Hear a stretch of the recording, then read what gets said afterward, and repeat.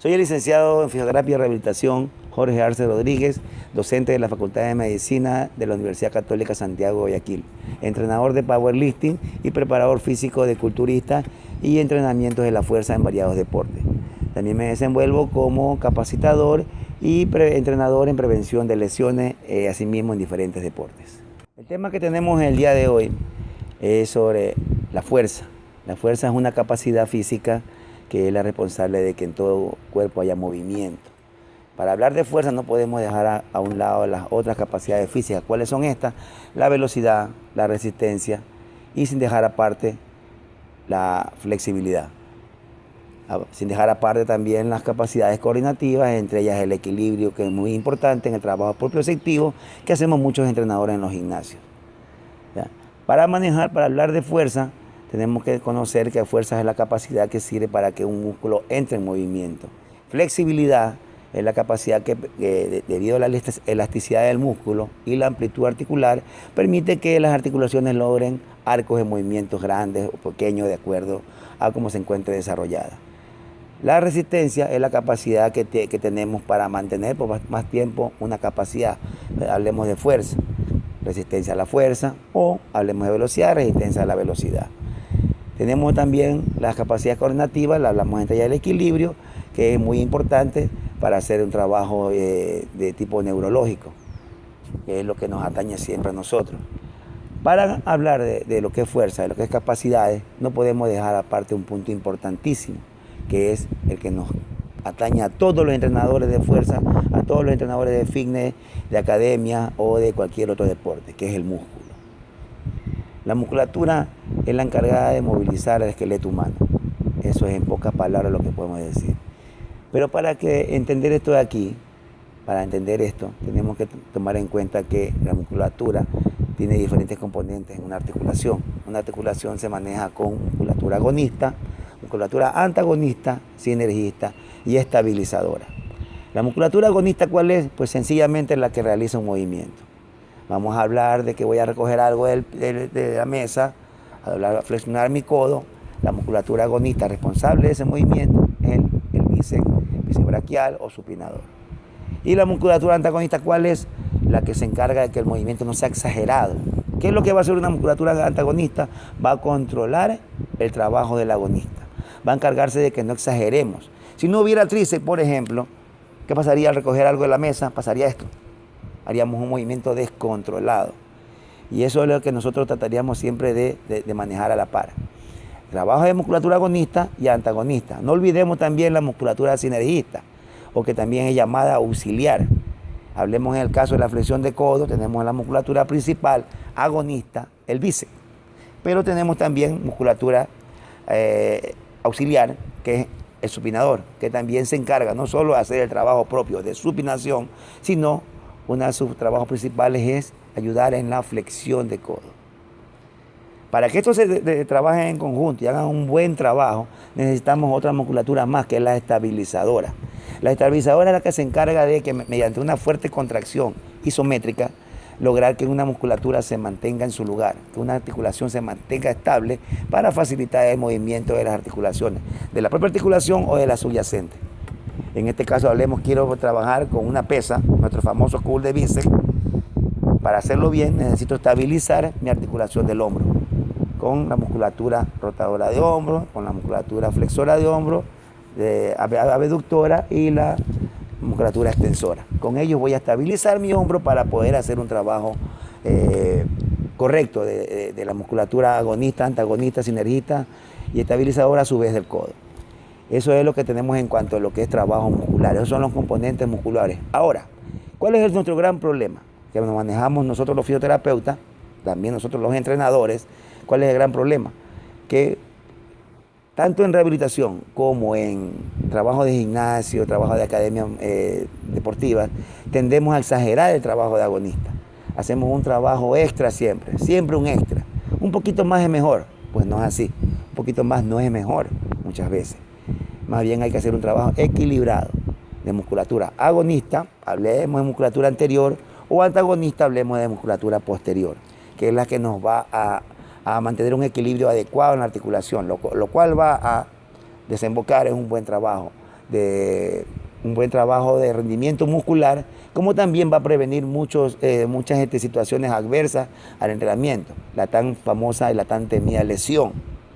A mí me gusta decir siempre que la primera barrera que tenemos ante una lesión somos nosotros, los fisioterapeutas y los entrenadores. Somos la primera barrera ante una lesión. ¿Qué es lo que hace que el entrenador sea la principal barrera ante una lesión? El conocimiento. El conocimiento de esta musculatura agonista, antagonista, sinergista o estabilizadora hace que nuestro trabajo sea óptimo. Alejamos la lesión lo más que podamos.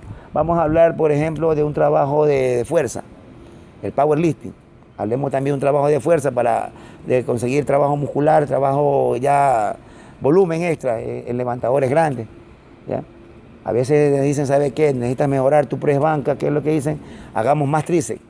Y viene la persona con muy buena voluntad, lo pone a hacer press banca, press francés, fondos en paralela, press militar, todo llevado a mejorar su trabajo en press banca. ¿Y qué es lo que logra al final? Empezar con un dolor en el codo, difuso, solo me duele el codo, dice. No sabe si es en el olecrano, si es en la epitróclea, si es en el epicóndilo, la famosa epicondilitis, codo del tenista, que también sucede en nosotros los levantadores de pesas. ¿Se produce por qué? Por exceso de trabajo. Es un exceso de esos movimientos repetitivos sobre articulaciones no preparadas para eso.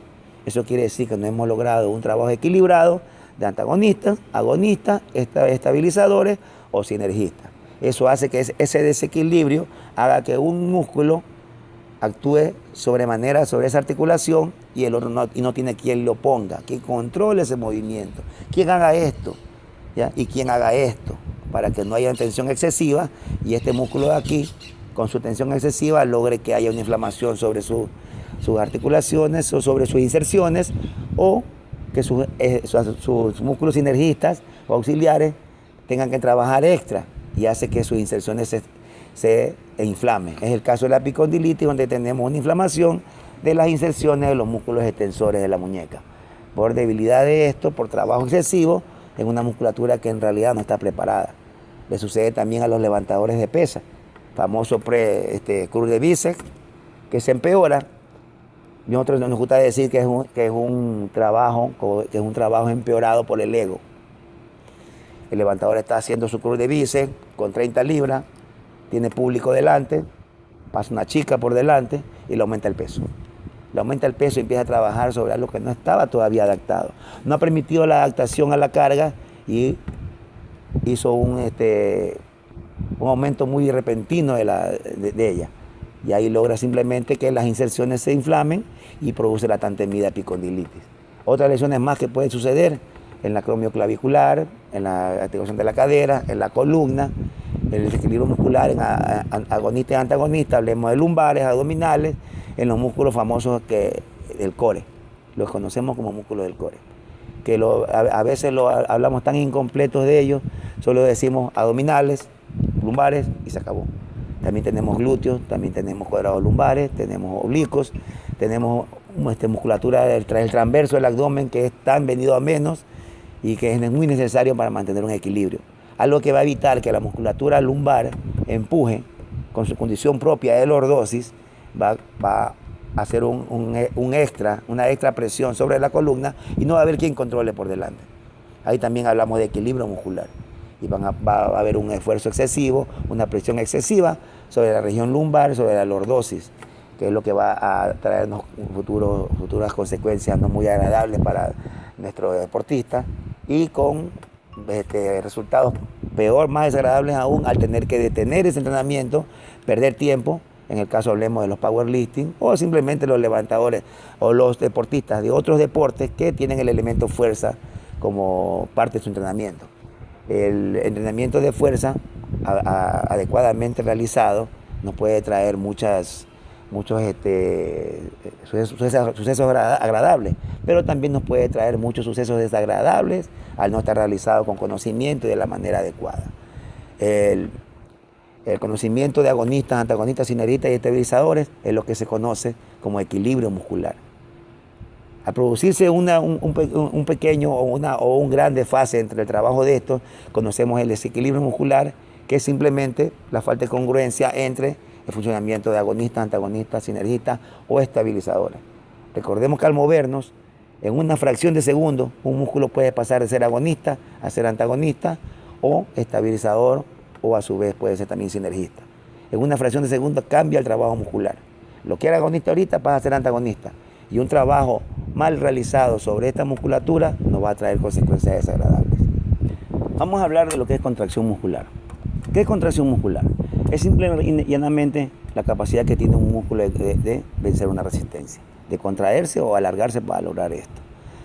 El músculo, todo músculo tiene la capacidad de contracción isotónica, que a su vez se divide en concéntrica y excéntrica, y la contracción isométrica. La contracción isométrica simplemente es el aumento del tono del músculo sin que haya movimiento. Famoso método que alguna vez lo promulgó un gran culturista de los años 40, Charles Atlas, de contracción dinámica, decía él. Simplemente eran los músculos el trabajo de contracción isométrica, que es lo que hacíamos, aumentar el tamaño del músculo sin que haya en realidad trabajo muscular. Hacemos el trabajo abdominal, contraemos sin tener que hacer una doblada, una flexión. Eso es una contracción isométrica. Una contracción isotónica puede ser concéntrica o excéntrica. La contracción isotónica se produce cuando hay alargamiento o acortamiento del vientre del músculo o cuando se separan simplemente sus inserciones y sus orígenes. Hablemos, por ejemplo, del bíceps, nos gusta hablar tanto del bíceps. Contracción concéntrica al hacer la flexión, contracción excéntrica al hacer lo que llamamos en gimnasio la fase negativa, que es muy importante. ¿Cuál es lo interesante aquí saber? Para que un músculo tenga un trabajo, una contracción, un trabajo completo, debe tener todas sus capacidades de contracción. Estas son las capacidades de contracción concéntrica, excéntrica e isométrica. Son las que nos van a llevar a que haya un desarrollo óptimo del músculo. Yo los invito a que ustedes hagan la prueba en el gimnasio, en el próximo entrenamiento que tengan. No se preocupen solamente de hacer la fase concéntrica, no se preocupen solamente de dedicarse a la excéntrica. En deporte es muy importante la fase excéntrica. Es lo que interviene en lo que llamamos los movimientos pliométricos. ¿Ya? Ahora, si hacemos, los invito a hacer en el gimnasio un ejemplo. Hagamos un curl de bíceps, hacemos una contracción concéntrica, hacemos una isométrica al final y terminamos con excéntrica. Y volvemos a repetir por 10 a 12 repeticiones, que es lo que normalmente hacemos. Pero tenemos que desarrollar toda nuestra capacidad de contracción. El trabajo va a ser un poco diferente, van a sentir algo diferente, un pequeño cambio que es muy importante para lograr fuerza y desarrollo muscular. Con el cambio de contracción, la mezcla de las contracciones adecuada. Recuerden que un músculo debe tener todas sus capacidades de contracción completas. Isotónica, concéntrica, isotónica excéntrica e isométrica, para lograr mayores ganancias, tanto en fuerza, en resistencia, como en volumen. Y no olvidemos nunca que no podemos separar los conceptos de velocidad de los conceptos de volumen, fuerza y resistencia. Siempre necesitaremos eso. En otra charla trataremos de abordar el tema de lo que es la velocidad con el trabajo de fuerza.